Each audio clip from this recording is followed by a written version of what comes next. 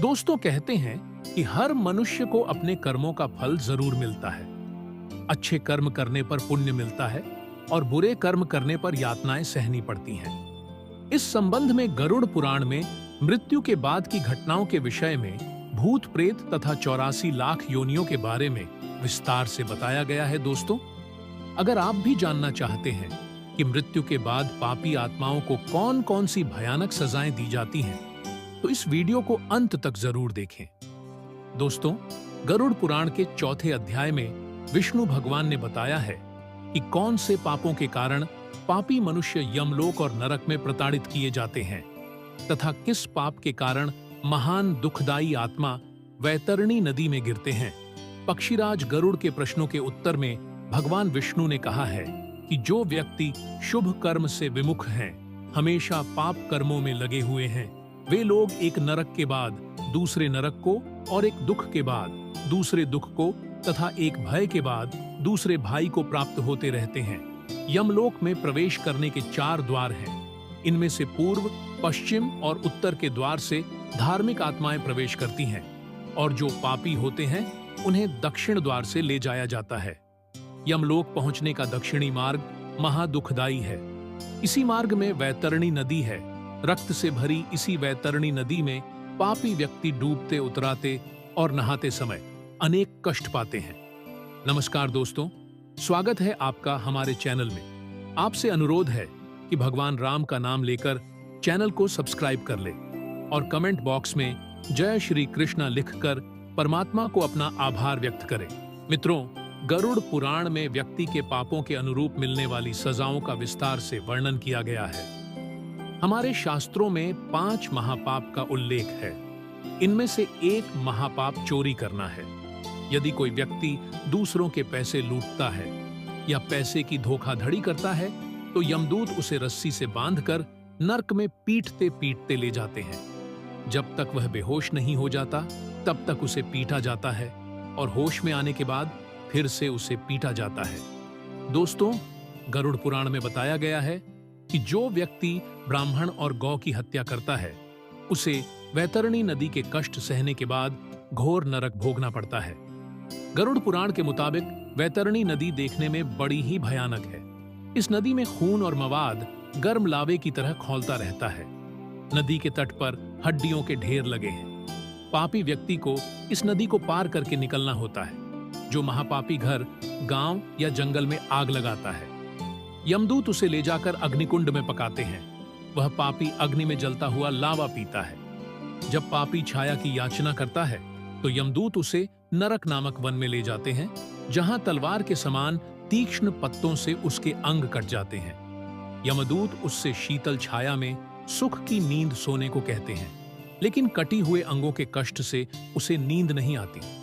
जब वह प्यास से व्याकुल होकर जल पीने की इच्छा से पानी मांगता है तो दूतों के द्वारा उसे खौलता हुआ तेल पीने के लिए दिया जाता है।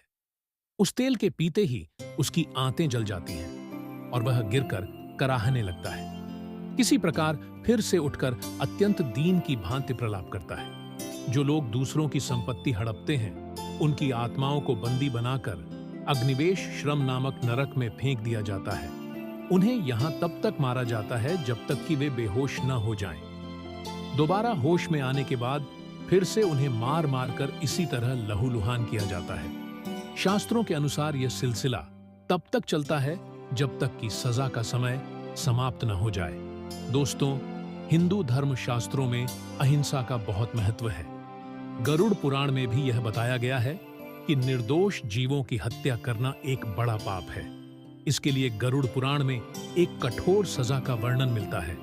ऐसे व्यक्ति को गरम तेल में डालकर तला जाता है और जो लोग जानवरों को मारकर उनका मांस खाते हैं उनके लिए भी कठोर सजा तय की गई है। ऐसे लोगों को नरक में जानवरों के बीच छोड़ दिया जाता है और जानवर उन्हें चीर चीर कर खा जाते हैं। कुछ समय बाद नरक में शिकारी अर्थात उन लोगों की आत्माओं को लाया जाता है जो अपने शौक के लिए जानवरों की हत्या कर देते हैं। यहाँ उनके इस काम की सजा के लिए खौलते तेल में बार बार उबाला जाता है। दोस्तों, कुछ पापों की सजा इन सब सजाओं से बढ़कर है। आइए आगे जानते हैं गरुड़ पुराण में लिखी उन भयानक सजाओं के बारे में। गरुड़ पुराण में ऐसे व्यक्ति के लिए भी बेहद खतरनाक सजा तय की गई है जो बड़े बुजुर्गों का अपमान करते हैं या उन्हें घर से निकाल देते हैं। ऐसे व्यक्ति को नर्क की आग में तब तक डुबोया जाता है जब तक उसकी खाल न निकल जाए। हिंदुओं का प्राचीन धर्मशास्त्र मनुस्मृति के 3 अध्याय में एक बहुत ही प्रसिद्ध पंक्ति है, यत्र नार्यस्तु पूज्यन्ते रमणते तत्र देवता है। अर्थात जहां नारी की पूजा की जाती है, उसका सम्मान किया जाता है, वहां देवताओं का वास होता है। गरुड़ पुराण के मुताबिक महिलाओं के साथ दुष्कर्म करने वाले या उन्हें धोखा देने वाले मनुष्य को जानवर की श्रेणी में रखा गया है। ऐसे मनुष्य को नर्क में मलमूत्र से भरे हुए कुएं में डाल दिया जाता है और उसे जीवित रहने के लिए वही सब खाना पीना पड़ता है। दोस्तों, हमारे शास्त्र कहते हैं कि ऐसे पति पत्नी जो एक दूसरे के साथ केवल तब तक रहते हैं जब तक एक दूसरे के पैसे का उपभोग कर सके, उन्हें मृत्यु के बाद नरक भोगना पड़ता है। ऐसे लोगों को नरक में लोहे की गर्म सलाखों से पीटा जाता है। गरुड़ पुराण के अनुसार अंधामत शर्मनाक नामक सजा उन पति पत्नियों की आत्माओं के लिए है जो एक दूसरे को केवल लाभ या उपभोग की वस्तु समझते हैं। संघात्मक श्रम नरक में उनकी आत्माओं को मारा जाता है और यह सिलसिला बहुत लंबे समय तक चलता है। केवल यही नहीं, बल्कि शास्त्रों में यह भी बताया गया है कि गुरु हमें अच्छे और बुरे का ज्ञान देते हैं, इसलिए गुरु को पिता समान माना गया है और गुरु की पत्नी को मां का दर्जा दिया गया है। गुरु की पत्नी के बारे में बुरा सोचने वाले महापापी कहलाते हैं। ऐसे लोगों को मरने के बाद जयंती नामक नरक भोगना पड़ता है। वहीं जो लोग दूसरे के पति या पत्नी पर बुरी नजर डालते हैं, मरने के बाद नर्क में उनके अंगों पर पिघला हुआ लोहा डालकर उनको पीटा जाता है।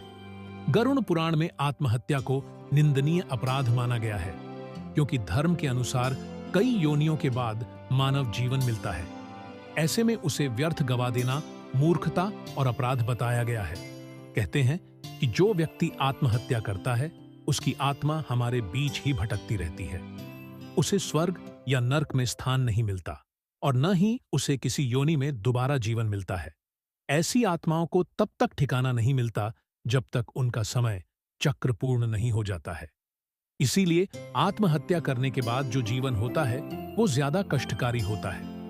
गरुड़ पुराण में अनेक पापों का वर्णन किया गया है, जिसे करने के बाद व्यक्ति को वैतरणी नदी के घोर कष्ट झेलने पड़ते हैं। आइए संक्षेप में उन पापों को जानते हैं जिसके कारण आत्मा को वैतरणी नदी के कष्ट दिए जाते हैं। गरुड़ पुराण के अनुसार बाल हत्या करने वाले स्त्री और गर्भ की हत्या करने वाले तथा गर्भपात कराने वाले सभी पापी व्यक्ति वैतरणी नदी में गिरते हैं। इसके अलावा गुरु देवता, बालक ब्राह्मण अथवा स्त्री के धन को चोरी करने वाला वैतरणी नदी से कष्ट पाता है। जो व्यक्ति ऋण लेकर धन नहीं लौटाता, विश्वासघात करने वाला, जहर देकर मारने वाला, उत्तम कुल में उत्पन्न अपनी सच्चरित्र पत्नी को द्वेष के कारण छोड़ने वाला। इसके अलावा माता पिता और गुरु को अपमानित करने वाले मनुष्य वैतरणी नदी में डूबते हैं। जो हजारों गुणों के होने पर भी सत्पुरुषों में दोष का आरोपण करते हैं और उनकी अवहेलना करते हैं, वे भी वैतरणी में डूबते हैं।